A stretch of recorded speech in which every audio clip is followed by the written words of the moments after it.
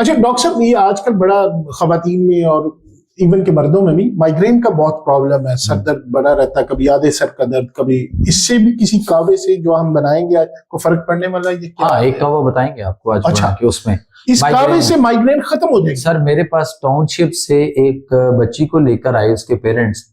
पहले उसका वालिद आया, उसने मशवरा किया। जब उसको तसल्ली हुई मेरी बात से तो उसने घर में मिसेस को फोन किया कि रिक्शा करवाओ, इसको ले आओ। जब वो लेकर निकले तो उसकी वालिदा लेकर निकली तो उसको रास्ते में दर्द जो था वो शिद्दत इख्तियार कर गया। ठीक है। अब उसका जो बाप मेरे पास बैठा हुआ था वो कहता सर मैं जाऊंगा अभी वापस ना, कि वो रास्ते में तबीयत उसकी ज्यादा हो रही है तो हमें किसी नियरेस्ट हॉस्पिटल में लेके जाना पड़ेगा। मैं कहा वो क्यों? कहते जी हम इसको लेके जाते हैं किसी हॉस्पिटल में और वो इसको एडमिट करते हैं और ड्रिप लगाते हैं और साथ इसको सोसीगान का एक इंजेक्शन लगाते हैं। मैंने कहा जी सोसीगान तो उसको नींद टाइप होता है बहुत ज्यादा। कहता हाँ जी वो लगाते हैं तो उसके बाद 2-2.5 दिन इसको कोई होश नहीं होती मैं कहाँ हूँ, ये आए हुए करती रहती है बस, बाकी इसको कोई पता नहीं होता। तो 2-2.5 दिन के बाद जब ये फुली वापस अपनी होश में आती है तो फिर इसके कुछ घंटे जो है वो अच्छे गुजरते हैं और उसके बाद फिर इसको आहिस्ता आहिस्ता प्रॉब्लम होना शुरू हो जाती है। मैंने उसे कहा जी आप लेके आए, इसी तरह लेके आए। उसने कहा कि देख लें सर। मैंने कहा नहीं, बुलाएं मुझे, उस शिद्दत में भी उसको देखना, चेक करना। खैर उसने अपनी मिसेस को फोन किया कि आप सीधा यहीं पे आ जाए। ऑन द वे तो वो थे, वो खैर आ गए वहां पे।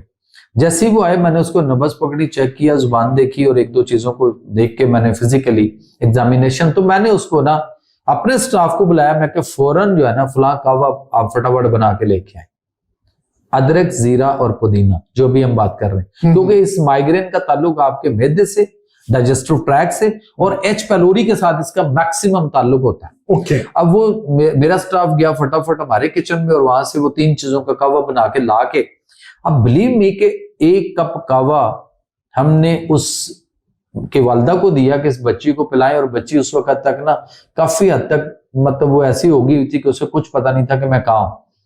उसकी वालदा ने उसको थोड़ा थोड़ा सिप करके उसको वो गर्म कावा जो नीम गर्म पिलाना शुरू किया। नहीं भाई, आधा कप उसने कावा पिया मेरे पास, मेरे कमरे में बैठे हुए। तो आधा कप पीने पे उस बच्ची ने आंखें खोली और वो फिर कहती है कि मैं कहाँ आई हुई और मैं कहाँ हूं। और आधे कप के बाद उसकी दर्द भी रुक गई, इतनी स्पीडली रुकी कि इतनी जल्दी वो सोसीगान इंजेक्शन भी असर नहीं करता था। वो 2-2.5 दिन बेहोश करता था, उसको नींद बेहोशी मेरे गलूदगी में रखता था।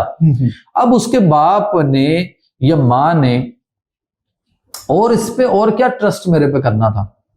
जाहिर है। मैंने उसे कहा पे सरसों के मैंने उसे कहा कि ये अल्लाह का निजाम सेहत है, देख लें पर इसको, इससे नेचुरोपैथिक, इससे तिब्बे कुरानी, ये है तिब्बे नबी।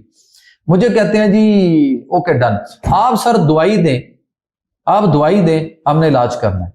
वो मैंने कहा मुझे चेक तो कर लेने दें। कहते ये क्या चीज क्या थी जो पिलाई है, ये जादू क्या था, ये हमें भी बता दें। मैंने कहा कोई दवाई थी? मैंने कहा जी कोई दवाई नहीं थी। ये क्या था फिर? मैंने कहा पानी था और उसमें 3 चीजें डाली हैं। वो 3 चीजें कौन सी थी? मैं कहा आपके घर में भी मौजूद है। वो कैसे? मैंने कहा जी अदरक लेना है, जीरा सफेद लेना है और सब्ज पुदीना लेना है। 3 चीजों का हमने कावा बना के यही कप आपको दिया है। मैं कहा ये मेरे पास भी आया पड़ा, मेरे लिए भी आया पड़ा है, वही है। तो मैंने कहा चले मैं अभी ठहर के फिर बनवा के पी लूंगा। मैंने वो कप जो है ना उनके वो उस बच्ची के बाप को दे दिया। मैंने कहा आप दोनों मियाँ बीवी जरा इसको टेस्ट करें। जब उन्होंने पिया तो कहते हैं यार कमाल चीज है, हम ऐसे चाय के पीछे लगे हुए। तो मैंने कहा जी हम अपनी फितरत और नेचर से हट गए। किसी ने हमें हमारी फितरत और नेचर से हटाया है ताकि ये बीमारियों में रहे इंसान।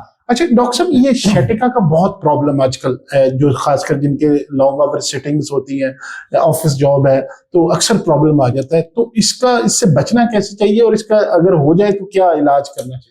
लेकिन पहली बात तो ये है कि अगर आप लॉन्ग सिटिंग भी बैठते हैं ना तो आपको थोड़ा सा मतलब अपने आप को उठ के 1-2 मिनट ऐसे कहीं राउंड ले लेना चाहिए। ठीक है।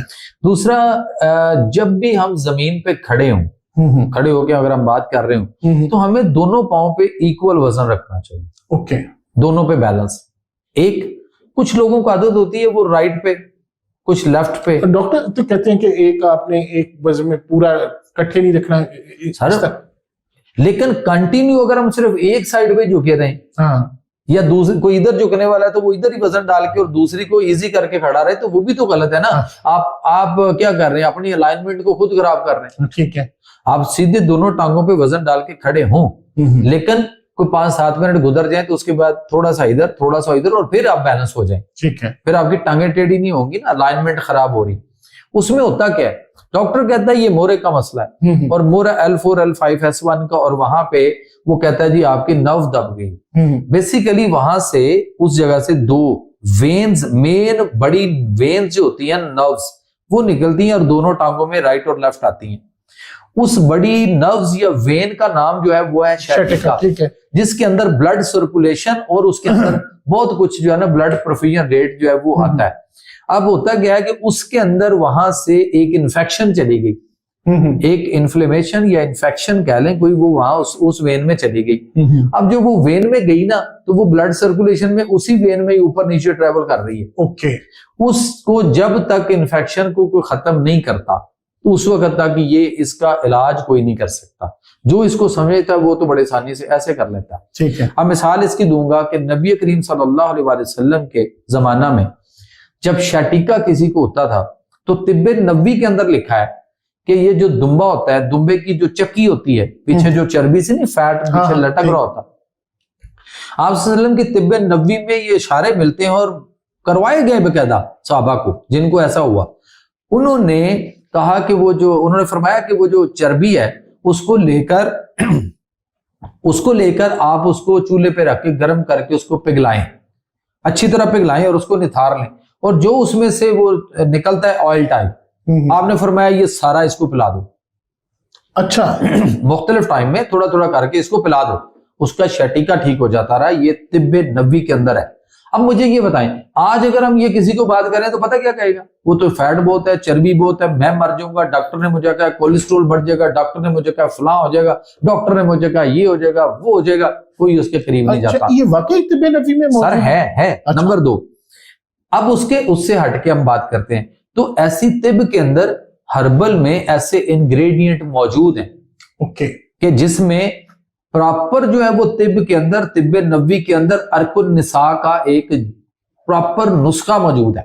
अरकुन निसा, इसको अरकुन निसा क्यों कहते हैं? निसा खवातीन को कहते हैं ना, तो अरकुन निसा उसकी वो जो टांग और उसके अंदर चूंकि ज्यादा खवातीन को ज्यादा होता है तो इसलिए अरकुन निसा।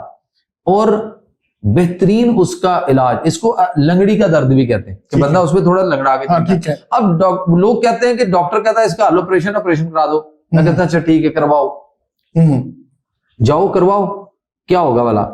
होना क्या है कि उसकी जो टांग है उसकी टांग में वो ऊपर से नीचे तक एक चीरा देते हैं और शैटिका वेन काट देते हैं।